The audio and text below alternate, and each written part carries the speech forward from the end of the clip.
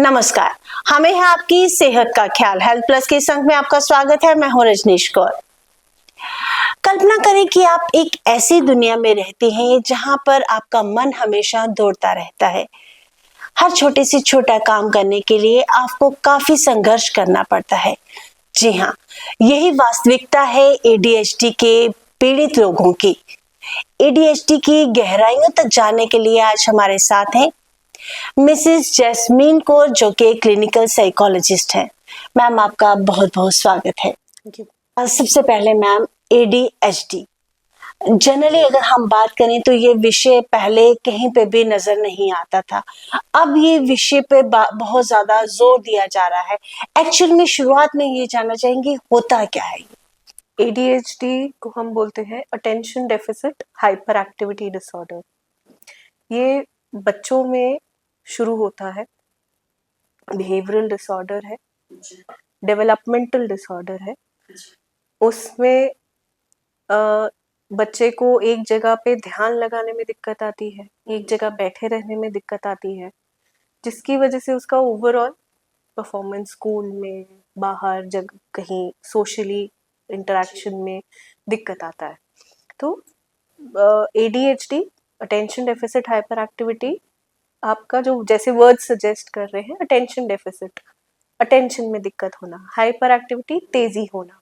हम जनरली ये कहें कि हम जब बच्चा बहुत ज्यादा चंचल होता है, बार बार भागता है, कहीं पे भी टिकता नहीं है, तो हम ऐसे बच्चे को हम ज्यादातर बोलते हैं कि नहीं, ये बच्चा तो बहुत तेज है, काफी होशियार है। पर एक्चुअल में अगर हम देखा जाए तो साइकोलॉजिकली उसमें क्या है, कुछ कमियां हैं उसमें, या हम कहें कि कुछ प्रॉब्लम्स है उसमें। एक तो मैम आपने बताया कि इसका मतलब ये है। अब ये मैं बताऊंगी कि अगर हमें पहचानना है, ये तो है कि मुझे पता है कि बच्चा एक्टिव है, मैं वैसे भी नहीं पहचान पाऊंगी क्योंकि हर एक बच्चा एक्टिव होता है। तो किस तरीके से हम इसको जज कर पाएंगे कि इस बच्चे को ये प्रॉब्लम है? जैसे आपने कहा कि हर बच्चा चंचल होता है, तो चंचलता हर बच्चे में होती है, एक हद तक तेजी हर बच्चे में होती है और होनी भी चाहिए, तभी बच्चा अच्छा भी लगता है। लेकिन अगर वो चंचलता, वो तेजी एक हद से आगे जा रही है, ठीक है, अगर उस चंचलता की वजह से, अगर उस तेजी की वजह से बच्चे को अपनी पढ़ाई लिखाई में दिक्कत आ रही है, अगर उसे सोशली जैसे हम बोल देते हैं कि ये बदतमीज है बच्चा, ये बात नहीं मानता है, ये माँ बाप के कहे में नहीं है, तो उनमें अगर वैसे दिक्कत आनी शुरू हो तो हम बोलते हैं कि ये चंचलता ज्यादा है, इतना नहीं होना चाहिए। तो जैसे कई माँ बाप बोलते हैं कि मैम ये ना एक जगह बैठ के पढ़ता नहीं है, इसको हम पढ़ने के लिए बिठाते हैं तो हल्की सी कोई आवाज होती है, ध्यान वहां चला जाता है, फिर वहीं देखता रहता है, पढ़ाई भूल जाता है। होमवर्क इसका कंप्लीट नहीं हो पाता है, स्कूल से कंप्लेंट आती है कि इसका होमवर्क कंप्लीट नहीं है, क्लास में भी ध्यान नहीं दे रहा है, क्लास वर्क में भी दिक्कत है, केयरलेस मिस्टेक्स कर रहा है, ठीक है। तो अगर माँ बाप ऐसे बोलते हैं, फिर हम उसको ADHD की तरफ से जांचना शुरू करते हैं कि अगर स्कूल से कंप्लेंट्स आ रही हैं, बाहर बच्चों से और से कंप्लेंट्स आ रही हैं, तो ADHD की तरफ हम उनको जांचना शुरू करते हैं। तो उसमें हम सबसे पहले यही पूछते हैं कि बच्चा क्या एक जगह जहाँ उम्मीद है बैठने की, जहाँ जैसे स्कूल में बच्चे को उम्मीद की जाती है वो एक जगह क्लास में बैठेगा टिक के जब तक क्लास चल रही है, तो क्या वो वहां बैठ पाता है? क्या ऐसी सेटिंग में जहां हम उम्मीद करते हैं कि बच्चे को बैठना चाहिए, क्या वो उस जगह बैठ पाता है या नहीं बैठ पाता है? क्या चीजें तो नहीं घुमा देता है जल्दी, हर मतलब रोज उसको नई पेंसिल देनी पड़ रही हो, अपनी नोटबुक्स घुमा दे रहा हो, या उसका होमवर्क अगर आप उसे कुछ दे रहे हैं, बोल रहे हैं काम करने के लिए, तो क्या वो ये काम कंप्लीट ना कर पा रहा हो, शुरू करता हो लेकिन कंप्लीट ना कर पाता हो, इस वजह से नहीं कि उसे समझ नहीं आया, बट जस्ट कि उसका ध्यान वहां नहीं रहा, वो किसी और काम में लग गया और वो काम जो टास्क दिया था वो पूरा नहीं हो पाया। फिर हम पूछते हैं कि चंचलता तेजी कितनी ज्यादा है। जैसे हमें बहुत ADHD में बहुत टिपिकली बोला जाता है कि जैसे मोटर की चाबी ऑन कर दी और मोटर चलती जा रही है और कोई उसे बंद करना भूल गया। तो हम मानते हैं कि बच्चे जो हाइपर एक्टिव होते हैं उनका ऐसा लगता है जैसे मोटर फिट की हुई है और वो बंद नहीं हो रही है। तो बच्चे भागते रहेंगे, एक जगह बैठेंगे नहीं, कभी फर्नीचर पर चढ़ रहे हैं, बेड पे छलांग लगा रहे हैं, अलमारियों पे चढ़ रहे हैं, खिड़कियों पे चढ़ रहे हैं। तो अगर उस तरह की हरकतें हैं तो फिर हम हाइपर एक्टिविटी मानते हैं। फिर कुछ बच्चे होते हैं जैसे क्वेश्चन अभी खत्म नहीं हुआ और आंसर पहले बोल दिया, कई बारी वो गलत हो जाता है, या बिना सोचे समझे कोई काम कर दिया, उसका जो कॉन्सिक्वेंस था वो नहीं समझा कि इसका कुछ गलत हो सकता है कॉन्सिक्वेंस, लेकिन वो काम कर दिया, तो उसको हम इम्पल्सिविटी बोलते हैं। टर्न वाइज जो गेम्स खेलनी होती है, जैसे सांप सीढ़ी हो गया, लूडो में, मोबाइल की गेम्स की बात नहीं मैं कर रही हूँ, जो बोर्ड गेम्स हैं जिनमें 4-5 बच्चे एक साथ बैठ के खेल सकते हैं, उनमें अपने बारी का वेट कर पा रहे हैं या नहीं कर पा रहे हैं, बैठ के वो गेम्स खेल पा रहे हैं या नहीं कर खेल पा रहे हैं। आप ऐसे बच्चों को मोबाइल पकड़ाइए, वो बैठे रहेंगे, उनको टीवी ऑन करके दीजिए, वो हो सकता है टीवी देखते रहेंगे। कई माँ बाप बोलते भी हैं कि मैम पर टीवी तो बड़े ध्यान से देखता है, ये मोबाइल पकड़ाते बहुत ध्यान से देखता है, क्योंकि वहां इंटरेस्ट है। अगर खेल कूद में इंटरेस्ट है, जैसे कई अभी एक आए थे केस, वो कह रहे थे मैम पढ़ाई में ध्यान नहीं देता है, लेकिन इसको क्रिकेट में डाला है मैंने, क्रिकेट बड़े मजे से खेलता है, उसको 2-2 घंटा 3-3 घंटा खिलाओ।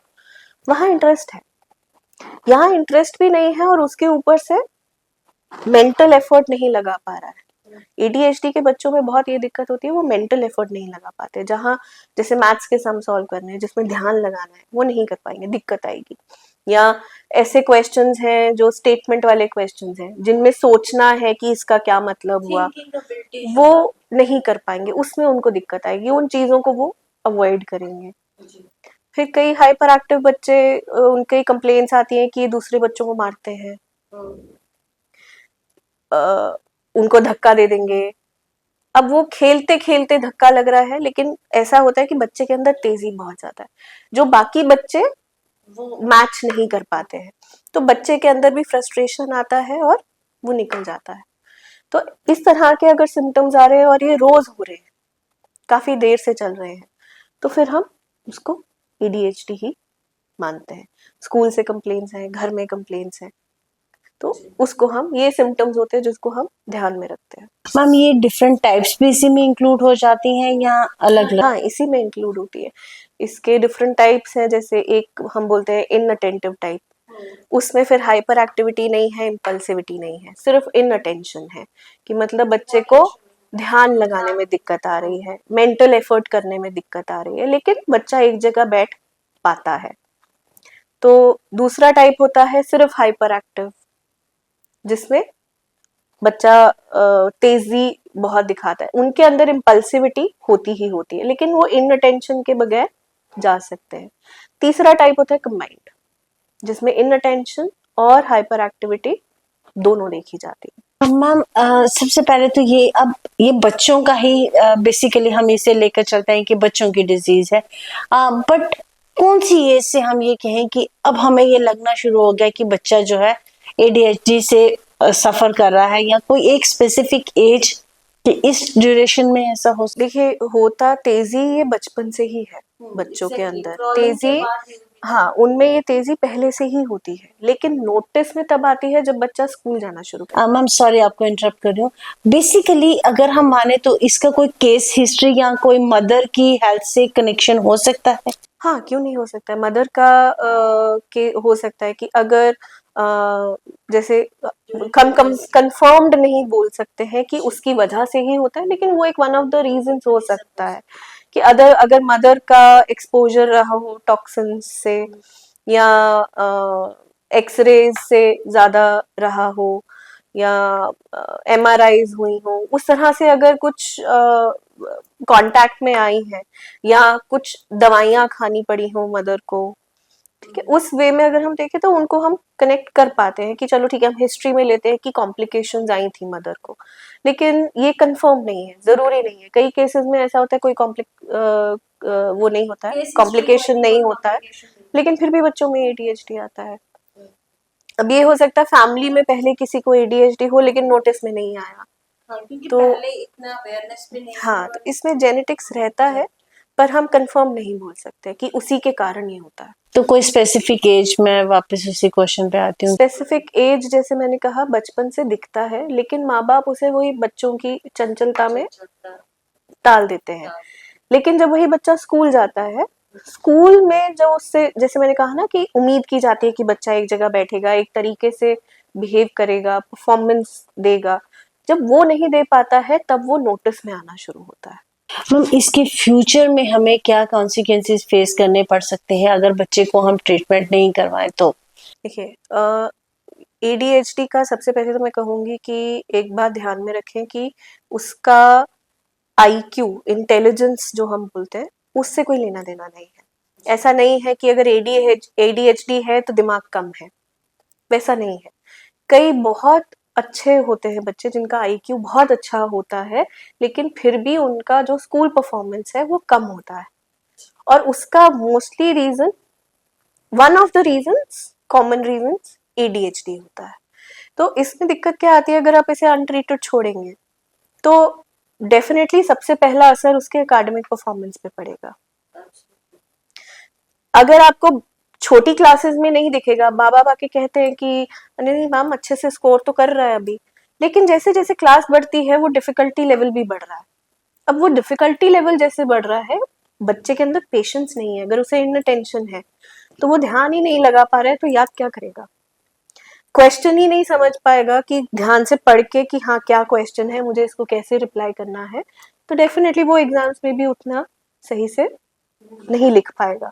तो अल्टीमेटली उसका असर उसके एकेडमिक परफॉर्मेंस पे पड़ेगा।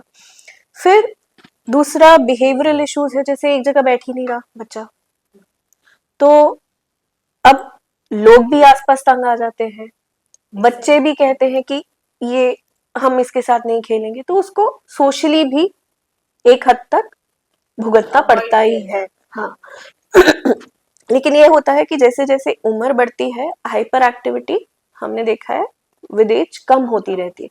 लेकिन अगर इनअटेंशन है तो फिर तो उसे आगे कॉलेज में भी दिक्कत आएगी, पढ़ाई में, जहाँ जॉब करेंगे वहां दिक्कत आएगी, अच्छे से चीजें इनको ऑर्गेनाइज करने में दिक्कत आती है, टास्क को ऑर्गेनाइज करने में, तो वो सही से ऑर्गेनाइज नहीं कर पाएंगे। तो जब डिसऑर्गेनाइज्ड मैनर में काम करेंगे तो डेफिनेटली वर्क परफॉर्मेंस भी, आउटपुट भी उतना एफिशिएंट नहीं रहेगा। मैम आप एज ए साइकोलॉजिस्ट आप तो पूरा बच्चे को स्टडी करते हैं, बट एज ए ले मैन मैं ये जानना चाहूंगी कि पेरेंट्स का क्या रोल रहना चाहिए इसमें, क्योंकि बेसिकली बच्चा जो है बहुत ज्यादा वक्त जो है पेरेंट्स के साथ स्पेंड करता है, तो क्योंकि जब तक वो अवेयर नहीं होंगे इस चीज के लिए, जनरली अगर बच्चा हाइपर एक्टिव होता है तो कई बार पेरेंट्स मार भी देते हैं जो एडवर्स इफेक्ट करता है एज पर माई नॉलेज। तो किस तरीके का बिहेवियर उनका होना चाहिए?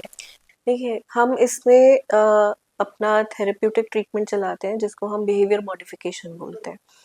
लेकिन वो बिहेवियर मॉडिफिकेशन हम बच्चों के साथ नहीं करते हैं, हमारा डायरेक्ट बच्चों के साथ काम नहीं होता, हमारा काम माँ बाप के साथ होता है, क्योंकि हम उनको सिखाते हैं कि आपने किस तरह से रिएक्ट करना है, जो कि अल्टीमेटली ऑटोमेटिकली बच्चे का बिहेवियर चेंज करता है। तो फैमिली का सबसे बड़ा रोल रहता है। आई एम नॉट सेइंग कि ग्रैंड पेरेंट्स भी अगर इन्वॉल्व हो सके तो उससे बढ़िया कुछ नहीं है। अगर कई केसेस में होता है कि ग्रैंड पेरेंट्स उतने सपोर्टिव या कोऑपरेटिव नहीं होते, क्योंकि उनकी अपनी मेंटल एक थिंकिंग है जो बहुत पुरानी है, उनको बदलना भी मुश्किल है, तो हम पेरेंट्स को ही बोलते हैं कि एटलीस्ट आप जितना कर सकते हो आप अपने लेवल पे करो। तो हम उनको टेक्निक सिखाते हैं कि आप अगर बच्चा ऐसे कर रहा है तो आपने क्या करना है।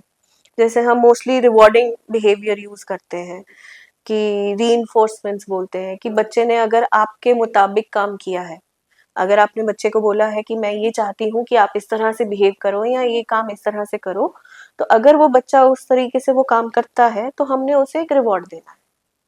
तो रिवॉर्ड देने से क्या होता है कि बच्चा मोटिवेट होता है, उसको समझ आता है कि हाँ अगर मैंने ऐसे किया तो मुझे प्रेज दी गई या मेरे को एक रिवॉर्ड दिया गया। और रिवॉर्ड मॉनेटरी नहीं होना चाहिए, पैसा देके रिवॉर्ड नहीं देना है, वो बच्चे को अलग एक गलत मैसेज जाता है।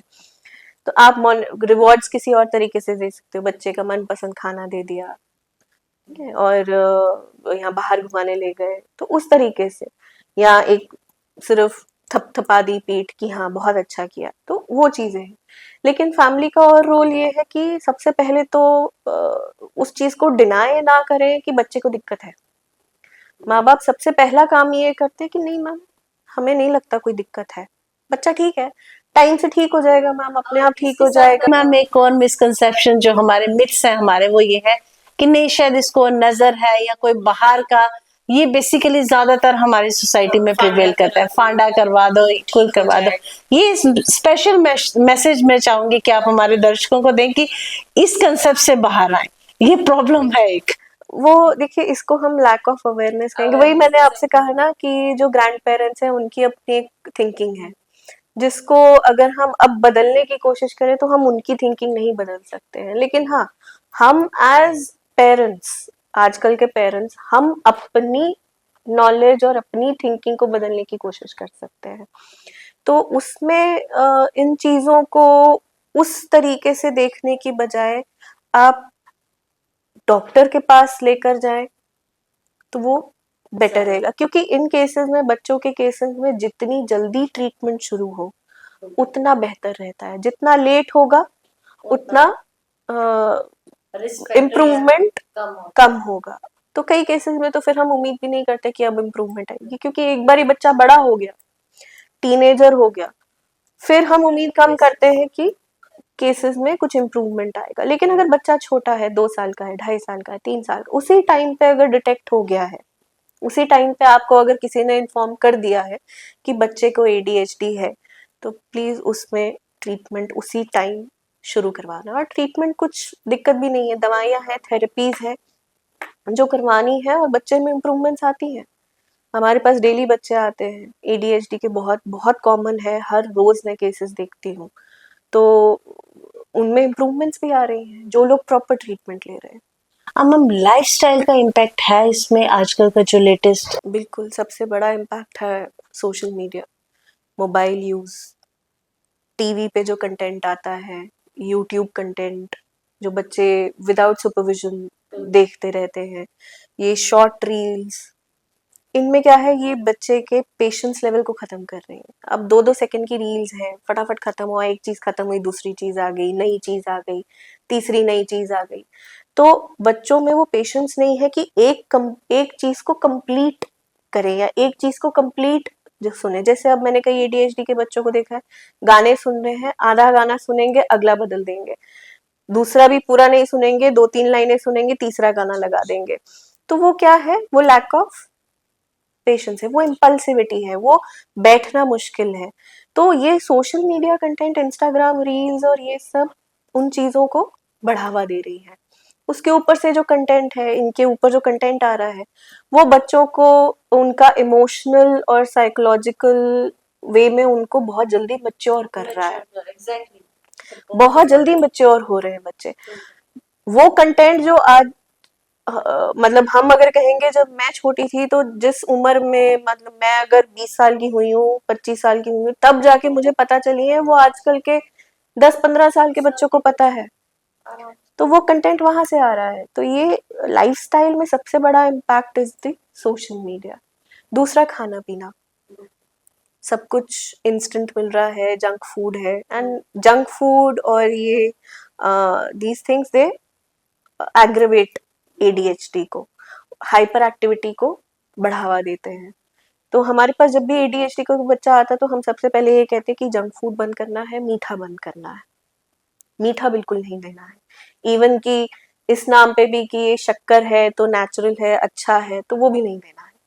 मीठा बंद करना है, जंक फूड बंद करना है, सिंपल खाना घर का देना है। तो वो लाइफस्टाइल चेंजेस। देखिए, आप अगर पूरा दिन काम करके थक के घर पे गई हैं, तो हमारे घर में यूजुअली सबके घरों में एक चीज पड़ी होती है, ग्लूकॉन डी।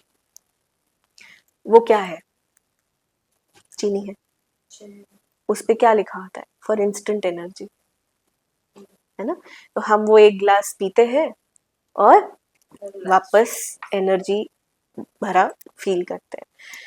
तो अब क्या है, अब एक ADHD बच्चे के अंदर एक नॉर्मल बच्चे से कई गुना ज्यादा एनर्जी ऑलरेडी बन रही है। तो अगर आप उसे चीनी देंगे तो वो एनर्जी और डबल हो जाएगी, तो वो हाइपर एक्टिविटी और बढ़ जाएगी। सिंपल प्लेन लेमैन टर्म्स में एक वो चीज समझा रही हूँ। तो चीनी ना देने का मतलब ही सिर्फ ये है कि बच्चे का एनर्जी लेवल ऑलरेडी बहुत ज्यादा है, चीनी देंगे तो वो उसको और बढ़ावा देगा। मैम वक्त हमारे पास कम है, हम चाहेंगे कि जाते जाते हमारे दर्शकों को कोई संदेश दे। मैं एक ही बात कहूंगी कि जितनी जल्दी आप लोगों को अपने बच्चे के अंदर ये सिम्टम्स दिखते हैं तो प्लीज कोई शर्म वाली बात नहीं है, आपके बच्चे के भविष्य के लिए ही सही रहेगा। आप जल्दी से जल्दी या तो साइकाइट्रिस्ट या क्लिनिकल साइकोलॉजिस्ट के पास मिलें, और ये भी बहुत जरूरी है कि आप सही डॉक्टर को जाकर मिलें। इसका इलाज हर किसी डॉक्टर के पास नहीं होता है, तो सही जो जगह है जाने की वो है या तो क्लिनिकल साइकोलॉजिस्ट या फिर साइकाइट्रिस्ट। तो अगर किसी भी बच्चे में ये सिम्टम्स दिखते हैं तो जल्दी से जल्दी ट्रीटमेंट शुरू करवाना बहुत जरूरी है।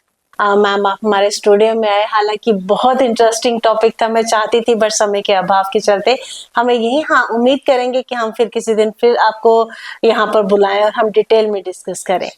हेल्थ प्लस के एक नए अंक में पुनः हाजिर होंगे, तब तक के लिए जय हिंद।